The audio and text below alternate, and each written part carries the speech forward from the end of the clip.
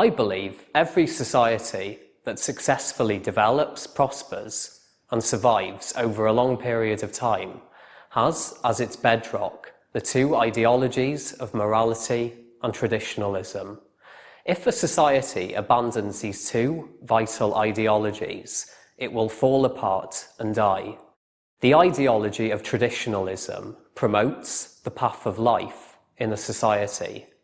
It ensures that each generation grow up to be strong and healthy so they can give birth to and raise the next generation to be strong and healthy. This is so the torch of culture can be passed down from one generation to the next. In contrast, the ideology of morality is more overarching. It is the ideology that people have used to create, maintain, and advance human civilization. The creation of the first human society was an act of absolute good.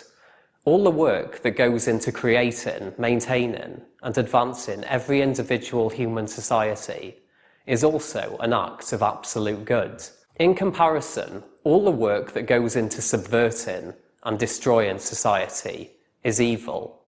Morality promotes the path of goodness so that human civilization may continue, and it shuns the path of evil that leads to the destruction of human civilization. Throughout history, most of the societies that have embraced morality and traditionalism did so within a greater religious system. However, I don't believe it's necessary a society is religious for it to successfully utilize these two ideologies. An atheist society that adopts these two ideologies as its bedrock will have the tools it needs to prosper and survive over the long term. Christianity became the dominant religion in the European lands after the fall of Rome. As the Europeans colonized other parts of the globe, they brought Christianity with them, and it became the dominant religion across the globe. From the year 1800 onwards, the atheist movement slowly began to grow in the Western nations. In the 20th century, this movement expanded massively. However, the Church remained a dominant institution throughout the West until the 1960s. At this point, a significant number of people stopped believing in God, and they stopped going to church. They decided to embrace a new liberal value system. The underlying ethos for this new system was that people should be allowed to do whatever they want, whenever they want, as long as they're not breaking the law. The guiding philosophy of this new liberal society has proven to be weak, decadent, and wholly incapable of sustaining a civilization.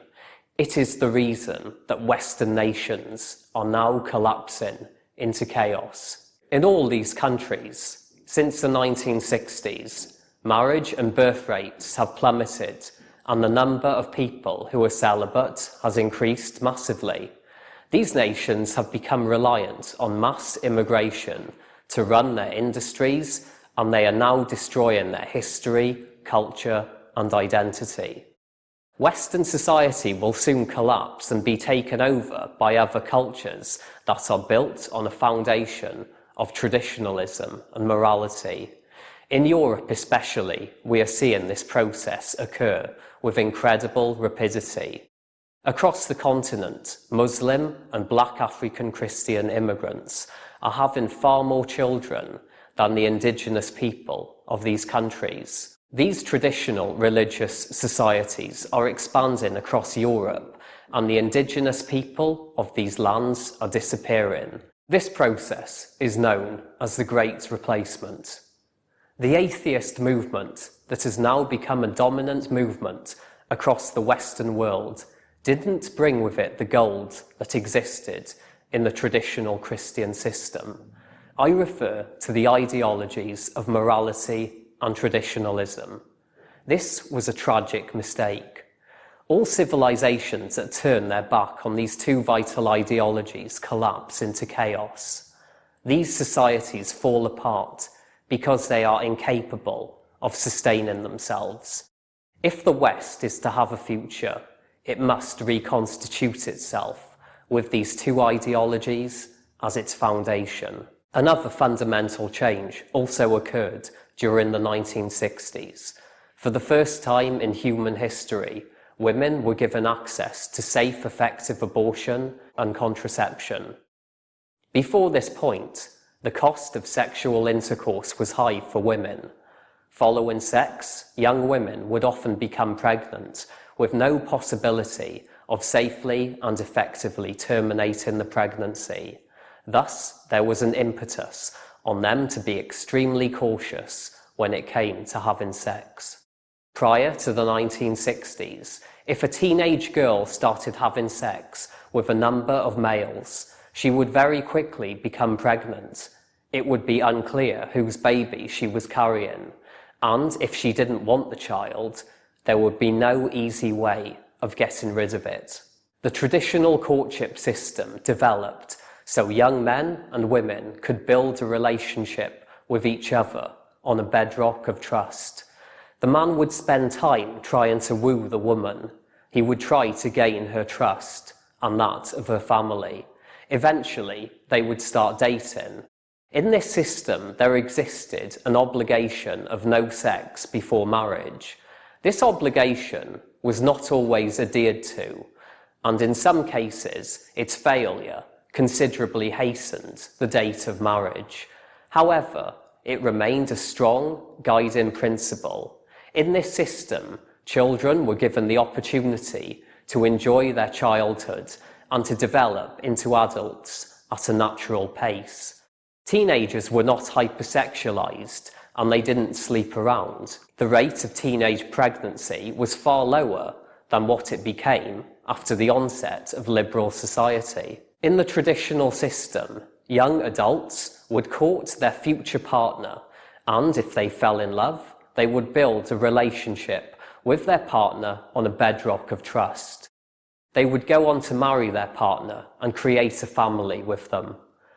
The purpose of the no sex before marriage principle was to ensure the couple made the following two commitments: to look after each other for the rest of their life and to create a family with each other. They made these two commitments to each other before they went ahead and created a family with one another. The traditional system exhibited an understanding of the natural connection between sex and childbirth. It helped establish good gender relations in society. It also sought to look after the community, to ensure new families were created and that they prospered. Once women gained access to safe, effective abortion and contraception, the dynamics changed. The cost of sexual intercourse for women was not as high as it had been before. It became far easier for them to enjoy having sex without risking pregnancy. The man could wear a condom, she could take the pill. If she forgot, she could obtain the morning after pill from a pharmacy. If this failed, she could go for an abortion. At the same time, a massive number of people across the West stopped going to church and they stopped believing in God. They embraced a new liberal value system with its ethos of do whatever you want. The courtship system was thrown out, and in its place, young people started going to bars, nightclubs, and parties where they engaged in hedonism and debauchery. In these venues, young people would smoke cigarettes, drink large amounts of alcohol, and take a whole bunch of other drugs. They would hook up with a partner and then head home with them to have sex. Though hookup culture existed prior to the 1960s, it occupied a relatively small sphere in society. After the 60s, however, following the collapse of the church, the fall of traditionalism and morality, the proliferation of contraception and abortion, and the initiation of a new liberal era, hookup culture became ubiquitous across the West. It became the culture. In this hedonistic culture, young people will go out and drink heavily, and then head to a nightclub or party where there is loud music and amorous dancing. They drink so they can get in the zone, become more confident, and attract a partner. In this state, they are able to lower their inhibitions enough so they can convince themselves they want to have sex with someone they don't know. They seek to attain the perfect level of drunkenness so they can become a sexually confident, drunken master. They desire to keep their sharpness and character and yet not get too drunk, so they start slurring their words, repeating themselves, throwing up, blacking out, and falling into oblivion. In this culture, there is the enjoyment of having a good time while taking various drugs, and there is the potential of securing a mate, but there is also the possibility of becoming too intoxicated and facing the negative consequences that can occur as a result. A friend of mine argued the majority of dating today happens in this context. He said the man tries to seduce a woman down a nightclub. Afterwards, they head back to one of their houses and have sex. If both parties are happy with the sex, they build the relationship from there. In other situations, it might be after the couple have had sex, they decide not to build a relationship. He may want to date her, but she would prefer to play the field, and so she moves on to her next partner. Or it might be both parties decide they would prefer to continue playing the field, and so they both move on to their next partner. Or potentially the sex is messy or doesn't happen. The couple agree they made a mistake, and so they both decide to move on. In this hedonistic culture, more recently, we have also seen the rise of online dating. The primary website for such dating is called Tinder. On this platform, people reject potential partners they're not interested in and hook up with those they like. A few couples go on to build relationships after using this site. However, it seems most people do not. Instead, they use the platform to have casual sex with lots of people. This app has created a culture of swiping left, discarding potential partners, and moving on from one partner to the next. It promotes disposability. If someone isn't up to the mark, they get discarded. If a woman isn't pretty enough and can't compete with the other top girls, she gets discarded. If a man isn't alpha enough and hence can't compete with the other top guys, he gets discarded. Liberal society used safe, effective contraception and abortion to sever the connection between sex and childbirth. This system also destroyed the quality of relationships between men and women.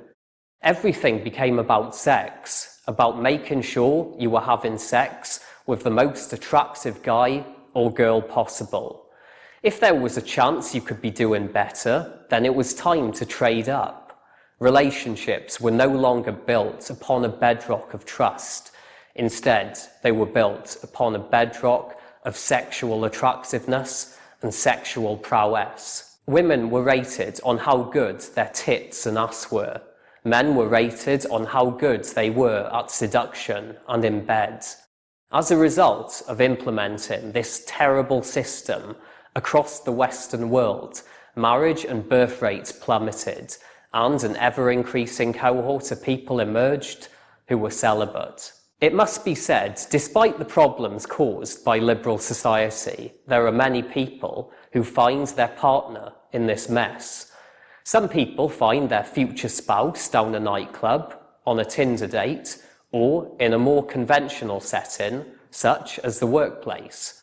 I believe, in total, the new liberal society resulted in the creation of 4 primary groups of people. 2 of these groups fit into the larger category of those who enter into long-term relationships, and the other 2 groups fit into the larger category of those who do not enter into long-term relationships. Here's a breakdown of the 4 groups. Those who enter into long-term relationships. 1. those who get married and have children. 2. Those who enter into a long-term relationship but do not marry or have children. Those who do not enter into long-term relationships. 1. Those who go from one partner to the next. 2. Those who do not enter into relationships at all. Hedonistic culture promotes a lifestyle of sleeping around and going from one partner to the next. A lot of well-adapted young people engage in this lifestyle for a time. As they get older, many people settle down and enter into long-term relationships with their partner. A portion of those in this category get married and have children. However, many people in this category are now not getting married or having children with their partner. In his book, What to Expect When No One's Expecting, the sociologist Jonathan Last describes his hometown. It's a small, rich, liberal town in the USA. In the town, there are many coffee shops, theatres, and lovely parks. There are 5 constantly packed doggy grooming salons and a single toy shop for children. Unfortunately, the children's toy shop is forced to close down due to a lack of business. The author goes on to show that in left-wing liberal states in the USA, the birth rates are far lower than in the right-wing Republican states. He shows the church is a far more prevalent organisation in the Republican states. In this church culture, there is a significantly greater expectation that people will get married and have children. In contrast, in the left-wing states, there are many liberals who do not go to church and they are in a happy relationship with a long-term partner. They are not married and they do not have any children. The author states these couples have a good sex life and they like the extra money and freedom that comes with not having children. Instead of using their relationships to bring children into the world and to raise them, these people use their relationships to find self-fulfillment. With all the extra money they accrue, they go travelling on nice holidays, to the theatre, to rock gigs and sporting events. They buy expensive cars and other technological marvels, and they go shopping. They also usually have at least one dog. After all, raising a dog is far cheaper and less demanding than raising a child. These people enjoy their lives, and they live for themselves. Unfortunately, they are not promoting the path of life. The society they were raised in, that they are now running, will end with the death of their generation. They are bringing about the destruction of their civilization.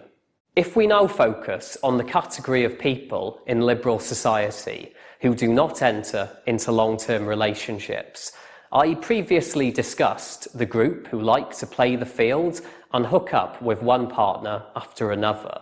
This group is similar to those who enter into long-term relationships and don't have children. They use their relationships as a way of finding self-fulfillment. However, instead of doing so with one partner, they cycle through many partners. They do not want to go through the effort of bringing children into the world and raising them. They are also living for themselves and enjoying their life.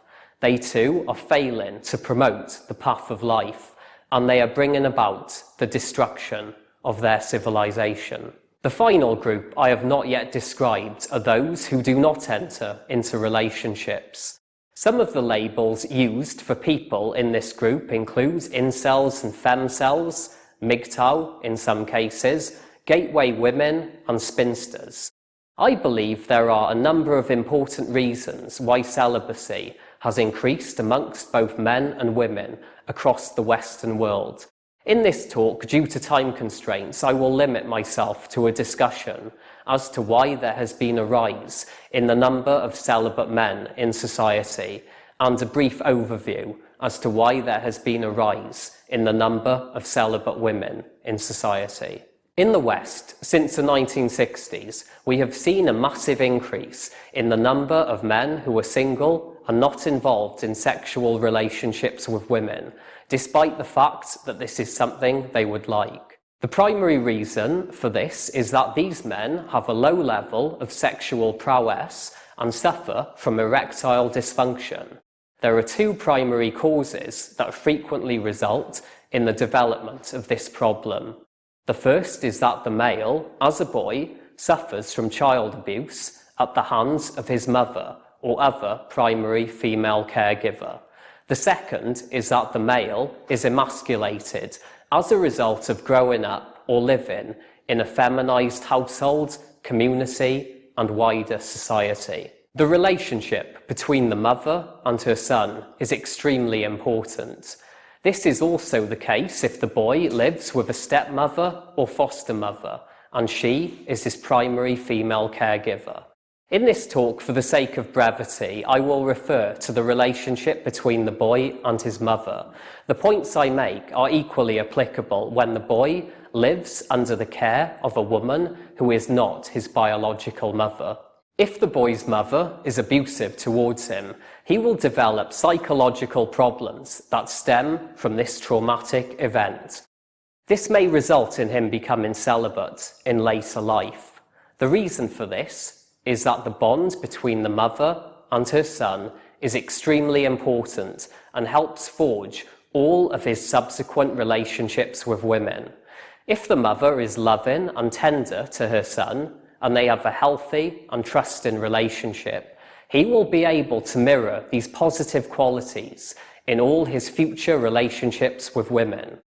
He will develop the ability to quickly form loving, healthy, trusting, sexual relationships with females. If we contrast this to a boy who is physically and emotionally abused by his mother, this will have a disastrous impact on his ability to develop relationships with women.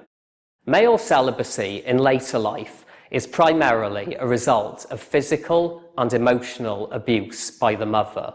It is less likely sexual abuse perpetrated by the mother against her son will lead to this problem. In this situation, the boy is forced to become sexually active at a very young age.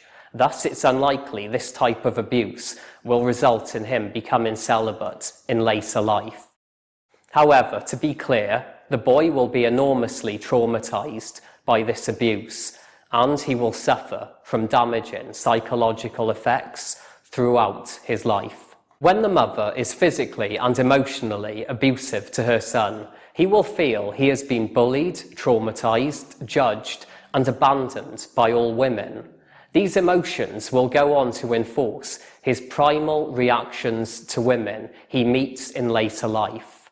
In this circumstance, the mother is not loving and tender to her son, and they do not develop a healthy and trusting relationship. Instead, the mother is harsh and cruel towards him. When she is physically abusive towards him, she hurts, shocks, and scares him. When she is emotionally abusive towards him, she taunts and demoralizes him. She winds him up and makes him feel pathetic and stupid. When her son then tries to develop relationships with women, all the trauma that existed in his relationship with his mother echoes in the new relationship. He struggles to trust the woman, to show her tenderness and love, and to form a healthy sexual relationship with her. He lacks the confidence to expect love and affection from her, and to create his own sexual identity as a man that is separate from hers. When he goes through puberty, his sexual development is stifled as a result of the abuse he suffered. For other boys who have a good relationship with their mother and are blessed by their mother's maternal care and love, when they go through puberty, they become sexually mature. Due to the positive relationship they had with their mother, they find it easier to create their own sexual identity, which is separate to that of the girl they are attracted to. This process is further assisted if the boy grows up in a household that promotes traditional gender roles, where the father is assertive, masculine, and enjoys a good sex life with the mother. Growing up in such an environment will help the boy become sexually mature during puberty. A common experience suffered by boys who are physically and emotionally abused by their mother is that as a teenager, they will meet a girl who shows them tenderness and love. The boy will then become besotted with the girl. He feels this way because she is the first female to have shown him such love. His mother certainly didn't. At the same time, he becomes needy for this love. It's something he has been deprived of his entire life. When he experiences this feeling, the effect is akin to a man who has been wandering through the desert his whole life, and then one day he finds an oasis and drinks deeply from the water therein. He becomes unwilling to move on from the oasis. He fails to recognize the girl doesn't just want to shower him with maternal love and care. She wants him to play the part of the man, to woo her and to create a sexual relationship with her. As far as she is concerned, he is meant to have had a mother who was there to give him the love and care he needed when he was growing up. That's not her job. Unfortunately, the problem is this never happened. He never had a mother. Instead, he was raised by a despicable monster who did all she could to destroy him. The girl is more attracted to boys who become sexually mature during the puberty phase. She chooses such a boy and rejects the guy who had a bad relationship with his mother and therefore did not become sexually mature during this phase. Thus, the desert wanderer, who went for many years searching for an oasis, who then found such a place and briefly enjoyed it, is cast out. He becomes a wanderer in the desert once more. A major coping strategy a guy in this situation will gravitate towards is masturbation. He will often use porn or erotic fantasy as a masturbation tool. He will use this coping strategy to simulate a sexual relationship. He will go to a porn site, watch a video, project himself into the scene, and then masturbate. Or in the case of erotic fantasy, he will concoct various sexual fantasy situations and let them play out in his head, and he will masturbate to them. The desert wanderer is unable to establish an actual sexual relationship, and so he retreats into the realm of fantasy. He will use masturbation, porn, and his imagination to create a myriad of simulated sexual relationships and encounters to get through life. Like everyone else, in his 20s, the celibate man will go to parties and nightclubs where he will drink enough alcohol so he can forget himself. He will use the Dutch courage alcohol gives him to fake the sexual prowess that other men developed during their successful puberty phase. He may convince a girl to go home with him, but he is still suffering from the same psychological problems that always afflicted him. When he attempts sex with the woman, he will experience erectile dysfunction. At this point, the man's level of sexual prowess has been significantly affected by psychological problems that developed in his childhood. These problems are compounded if he has become reliant on masturbation, porn, and erotic fantasy as coping strategies for his condition, which is extremely likely. All of this will contribute to the man's inability to flourish in the hedonistic society, where the primary factor determining whether or not men are successful in the system is their level of sexual prowess. It may be the guy makes out with a number of women and convinces them to go to bed with him, but the problem persists. It is never dealt with. The guy suffers from erectile dysfunction. He is unable to perform. Any woman he manages to seduce will quickly realize this, and she will even more quickly hightail it away from him. Over time, the man's experiences of suffering erectile dysfunction when attempting sex will destroy his general confidence around women.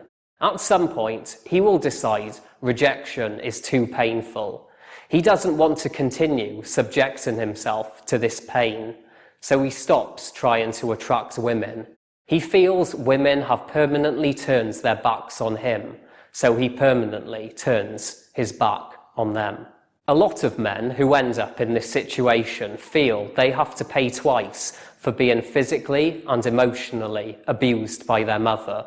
The first time is when they suffered the abuse. The second time is in their being continually rejected as a partner by females.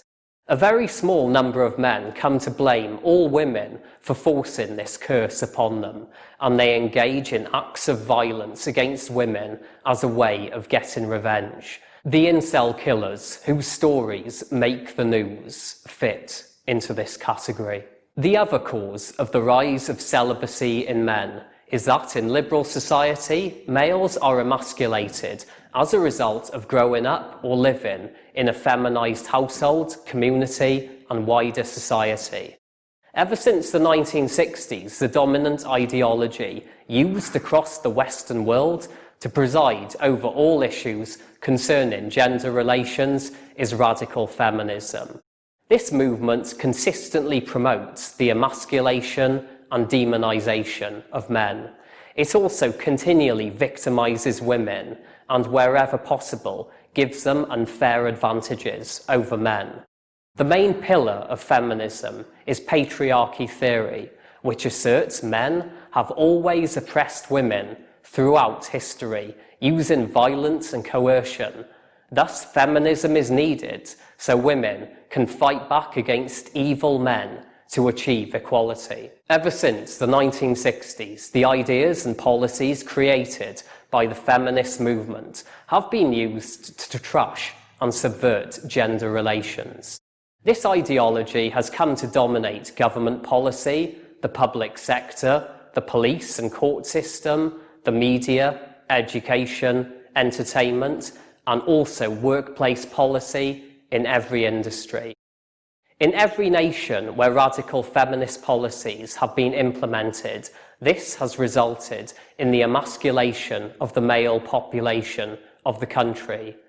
This constant campaign is directed at boys who are growing up and also towards grown men. Some males are significantly more emasculated than others as a result of this process. They go on to develop psychological problems which result in their suffering from erectile dysfunction. Men who fall into this trap are unable to compete in a hedonistic culture which judges them as partners based on their level of sexual prowess. Other males have more psychological and social defences in place that have allowed them to resist this emasculation process. They are able to keep their heads above the waterline. In fact, these men often prosper in the system, precisely because it has created a huge shortfall of masculinity.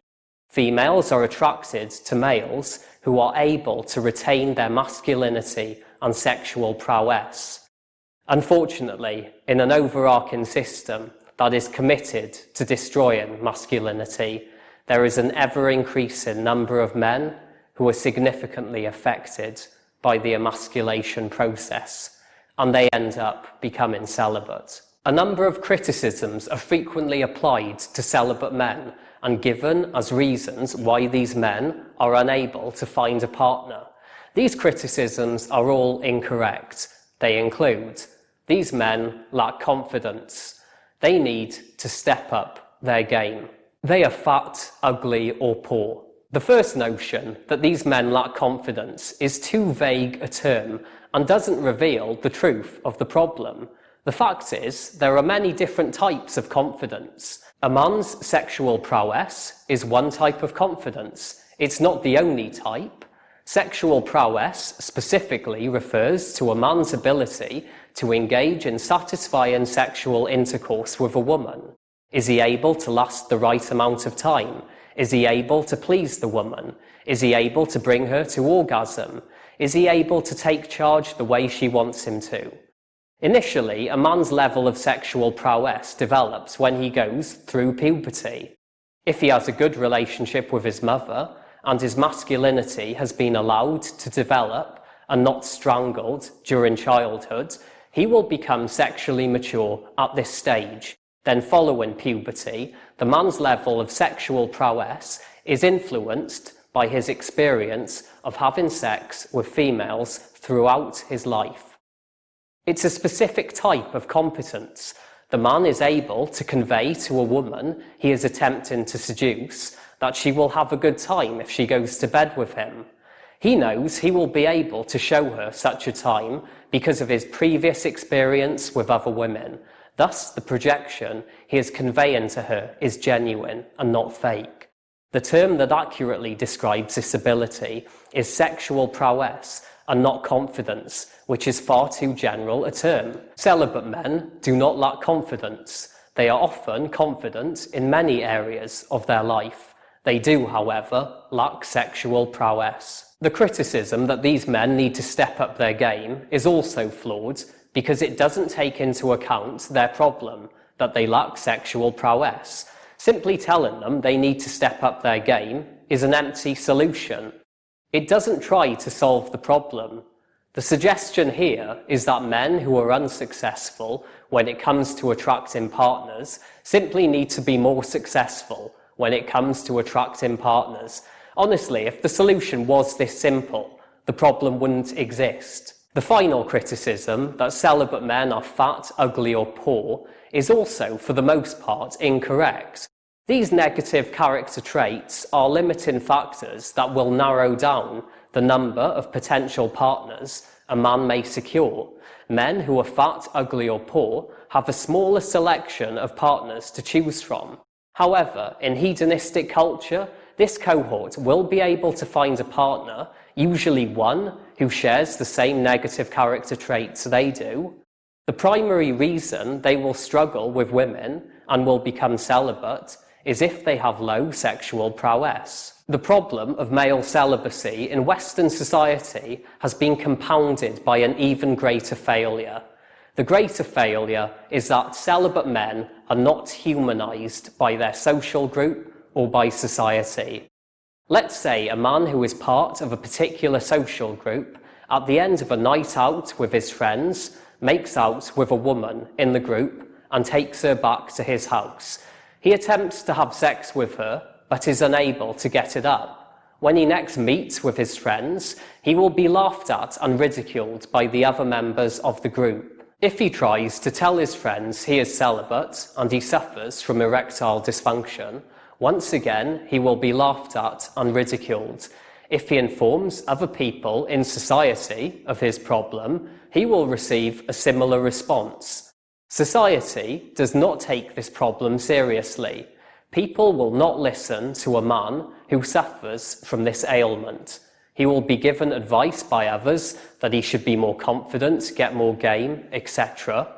None of this advice is remotely useful. None of it will help him to actually solve his problem. The celibate man isn't humanized, and no effort is put into actually helping him. Eventually, he will be ostracized from his social group. They will reject him because they decide he is pathetic and can't get laid. They will cast him out, and he will be forced to move on. There are a few additional issues I believe need to be considered when focusing on the rise of celibate men in the West.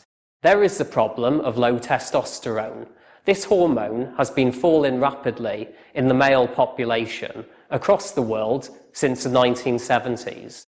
In a major scientific review of testosterone rates in men around the globe, the researchers found that sperm counts have fallen by over 50% in Europe, North America, Australia and New Zealand between 1971 and 2011. It's extremely likely this problem is at least partly responsible for the rise in celibacy in Western men. One solution to this problem is testosterone therapy, as well as encouragement amongst men to use natural testosterone boosters, such as weightlifting, exercise, dietary changes, and supplements. There is also the issue of the stigmatization of the sex work industry. Men who use prostitutes are seen as being creepy, perverted, sleazy, vulgar, and pathetic. Though I don't have statistics concerning this topic, my belief is that a lot of men, and also women, seek out prostitutes because they are single and lack intimacy in their lives.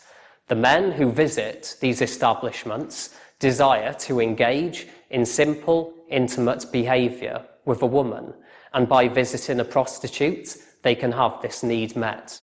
They do not want to go to a nightclub to try and seduce a woman because they will likely be rejected. They have plenty of experience of this type of rejection, and it has become enormously painful and stressful for them. I don't think it's remotely nice or clever to demonise a man who sees a prostitute because he lacks intimacy in his life. Instead, I think there should be an acceptance that intimacy is important to everyone. It's something we all crave and we all need. Another interesting recent development I've seen in Japan, and now expanding across the first world, is the rise of cuddle cafes. Japan has the lowest birth rate of any nation in the world. The country also has a major problem regarding infertility amongst its men. In these cuddle cafes, a man will pay money so he can take part in simple, intimate interactions with an attractive woman. Sex is barred in these establishments. The man will be thrown out of the premises if he attempts to have sex with the woman. He can pay to cuddle with her, to lie with his head on her lap, or vice versa, to pet her on the head, or to engage in extended eye contact with her. The proliferation of these venues, I think, shows the extent to which many men are deprived of the chance to engage in simple, intimate behaviour with women in liberal society. In addressing this problem, I believe these cuddle cafes serve an important function. In fact, I'd go as far as to say that society should recategorise the act of a man who has low sexual prowess visiting a prostitute or a cuddle cafe as a form of therapy. Furthermore, I think it's important work is completed to ascertain the therapeutic activities that take place in these establishments that can help celibate men to have healthier relationships with women, to improve their level of sexual prowess, and to even help cure them of erectile dysfunction. I believe the treatment of celibate men by our society is entirely disgusting. Liberal society is overwhelmingly responsible for causing this problem. I find it unbelievable the same society thinks it's acceptable to treat men who end up this way like crap, and to throw them out onto the human trash pile. This is incredibly tragic because the vast majority of these men are good people. They work hard to be positive contributors to society. They would like to be married, to be a good husband and a good father. Unfortunately, they are not given the help they need to successfully take on these roles. They are denied help by a society that hates itself and is doing all it can to destroy itself. I think Western society needs to show some care for its men. By doing this, it will show some care for itself, and it will demonstrate it wants to have a future. At present, the West has no future whatsoever. Liberal society is also responsible for a massive rise in the number of celibate women in the West. In hindsight, this secondary failure was completely obvious. It goes hand in hand with the rise in celibate men. In the 1960s, when women were given access to safe, effective contraception and abortion, they were given a power and a responsibility they never had before. They now had the power to prevent or terminate a pregnancy. Before these two technologies, women did not have this level of control regarding when and with whom they became pregnant. Prior to this, they became pregnant due to their natural instincts and afterwards had to suffer childbirth. After these two technologies, women were given direct control over the survival of their society. At this point, they became directly responsible for ensuring the survival of their society. Unfortunately, liberal society did not inform women of this responsibility they had now been given. Instead, they were simply told they had been sexually liberated. They could sleep with whoever they wanted without risking pregnancy. They were now independent and could do as they pleased. Having given women direct control over the survival of their civilization, liberal society placed no expectation on them to keep their civilization alive. In this way, I believe women were set up by liberal society to fail in their own lives and to destroy their society. In this new hedonistic culture, women are rated as partners based on their level of sexual attractiveness. Most young women have a high level of sexual attractiveness. However, they are not told this attribute will fade as they get older, nor are they told they should marry and have children when they're young. Instead, they are encouraged by the society to enjoy their 20s, to sleep around, to be hypergamous, to treat men as disposable, and to concentrate on advancing their career. They can always have children later in life if they want. They're given the advice, marry or don't marry, have children or don't have children, you're still wonderful. These are all terrible messages that liberal society gives to young women. Having been given these messages, many women embrace hedonistic culture. They go out constantly through their 20s and early 30s, becoming paralytically drunk, having one-night stands, going on lots of Tinder dates, playing the field, and enjoying all the attention they're getting from the hot guys who want to date them. But then they get to their mid-30s and they hit the wall. At this point, their sexual attractiveness and their fertility both go into steep decline. Their chances of having any children start to diminish rapidly, and there's a far greater risk, if they do have a child, it will suffer from a genetic deformity. The impact of their sexual attractiveness and fertility going into steep decline is that all the attention they were getting before from men dries up. This highlights an important biological reality. Women are sought after as partners because of their sexual attractiveness and fertility, which are inherently linked. Once they hit the wall, both these traits go into steep decline and men lose interest in them as sexual partners. Instead, they prefer younger women who are sexually attractive and fertile. The reason men prefer younger women is because they can make babies. Through its lies, liberal society has created a vast number of women over the age of 35 who are single and unmarried. They are not desired as sexual partners. This is the primary reason celibacy has increased amongst women in the West. Another major contributing factor is there are many women who suffer from psychological problems that stem from trauma they suffered in childhood. These women are unable to flourish in the hedonistic culture. Like many men, they end up disengaging from the system and checking out. I think it's vital that we understand the extent to which liberal society has failed so many women, and we address this problem. I believe the most important change that needs to happen in Western society to ensure that marriage rates increase, birth rates increase, and that there is a massive reduction in celibacy and a corresponding increase in the number of men and women who are in happy sexual relationships is an abandonment of liberal society and a return to traditional society. Earlier in the talk, I described the traditional Christian courtship system and asserted this model developed so young men and women could form a relationship with each other on a bedrock of trust. Having established this foundation, they would go on to create a loving marriage and a family. I believe the vast majority of men and women who have become celibate in liberal society would be happily married with children and would have good sex lives with their spouse if they lived in a traditional society. In many instances, this cohort have been damaged by problems that occurred in their past. They are unable to prosper in a hedonistic culture that rates men and women based on their level of sexual attractiveness and sexual prowess. I believe if this cohort were part of a traditional society, the system would get the best out of them.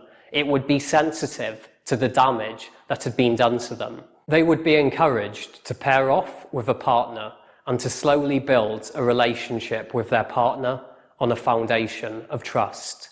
They would be encouraged to be sensitive to any problems their partner may have, to work through these problems and not simply discard their partner. The relationship between the couple would bloom, and they would come to love and trust each other before they got married and had sex. If they then experienced problems relating to sex, they would have already forged a relationship with one another on a strong foundation. Thus, they would have the tools required to deal with this issue and also with any other problems they encountered in the relationship. The traditional system is far more successful than the liberal system for ensuring the majority of the population become married, have good sex lives, give birth to the next generation, and raise them to be strong and healthy adults. The liberal system, in contrast, is a pathetic societal system that results in marriage and birth rates plummeting and a massive number of people ending up single and celibate. Unfortunately, many first world nations have chosen to embrace liberal society. The result of this is that the indigenous population of these countries is in terminal decline. In many cases, the total population of these nations is rising. However, this is due to mass immigration and the higher birth rates of the immigrant cultures. In the UK, the Muslim and African Christian immigrants have far higher birth rates than the indigenous people. This is because they are religious societies built on a bedrock of morality and traditionalism, whereas the British people have adopted liberal society, and so their culture is failing. We are seeing the same pattern across the Western world. The groups in these nations that have adopted liberal society are dying, and those that endorse traditional society are expanding. The reason why this is happening is that traditional society always beats liberal society. Liberal society always dies because it is incapable of maintaining itself, and it is always replaced by traditional society. Traditional society is the only type of society that is capable of ensuring its own growth, prosperity, and survival over a long period of time. Following the fall of the Roman Empire in the 5th century AD, Christianity became the dominant religion across Europe. The traditional Christian system then helped ensure the survival of all the European lands from this point until the 1960s, when liberal society took over. After they embraced liberal society, the nations of Europe, which survived for the last 1600 years as Christian countries, started to fall apart. By the year 2060, many of these nations will be taken over by immigrant cultures.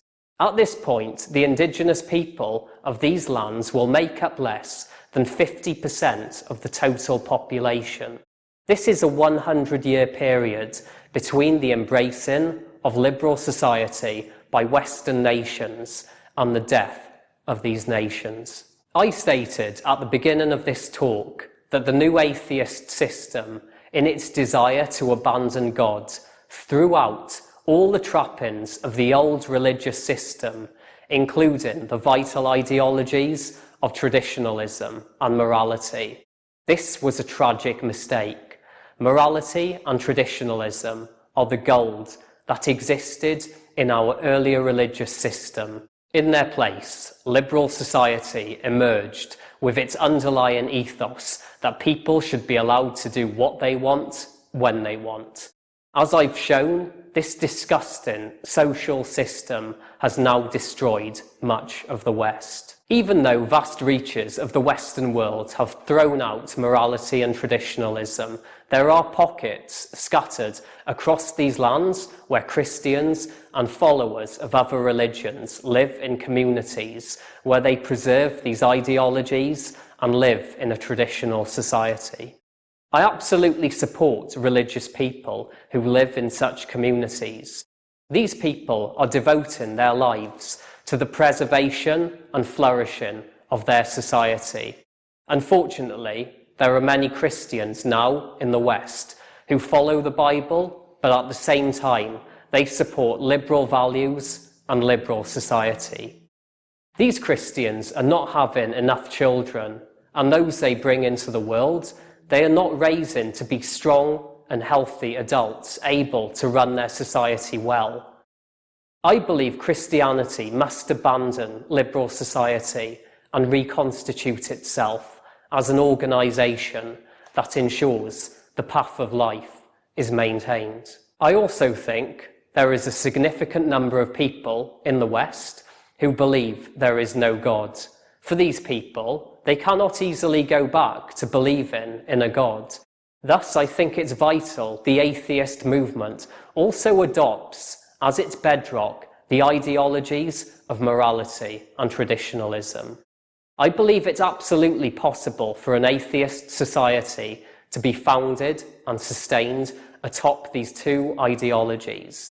If atheist society makes this change, it will have the tools it needs to prosper and survive for thousands of years. One option open to atheists and agnostics is to return to the church as cultural Christians. They can support traditionalism and morality and the other customs of the church without fully accepting its metaphysical beliefs. The other option they have is to build their own atheist system upon a foundation of morality and traditionalism. I believe this new system should be a constructive venture that embraces the mythological stories and morality that appear in the Bible and also focuses on other ancient myths and the incredible insights that exist in these stories. I also believe there is a need to rejuvenate these older stories with more recent knowledge that has been ascertained in the subjects of sociology, psychology, and cultural anthropology.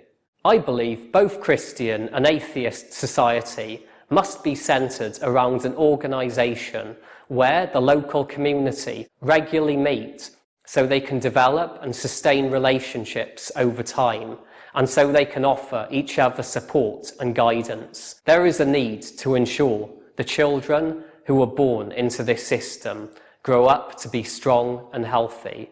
Then, when they are young adults, they should marry. One man should marry one woman, and they will marry for life. The couple will commit themselves fully to each other. They will bring new children into the world. The woman will be the caregiver and nurturer to these young children. The man will be the protector and provider for the family and the head of the household. The children will be raised in this traditional family setup to be strong and healthy.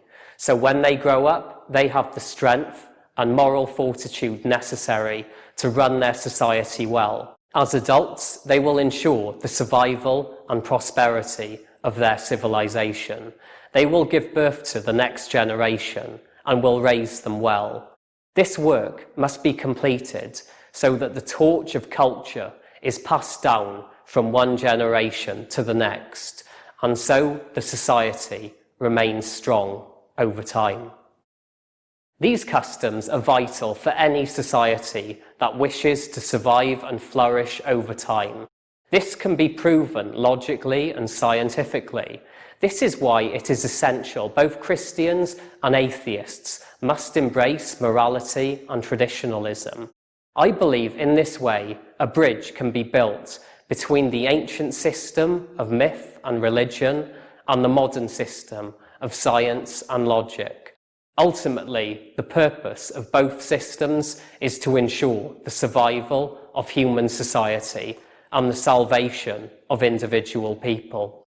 The problems of radical feminism, MGTOW, Incels and Femcels are all recent failures that occurred in Western nations ever since these lands adopted liberal society and subsequently fell into chaos. Western society was built upon a bedrock of morality and traditionalism, and it survived for thousands of years because it kept this foundation in place. If the West wishes to survive and flourish into the future, then both Christians and atheists must build their society upon a foundation of morality and traditionalism. Thank you.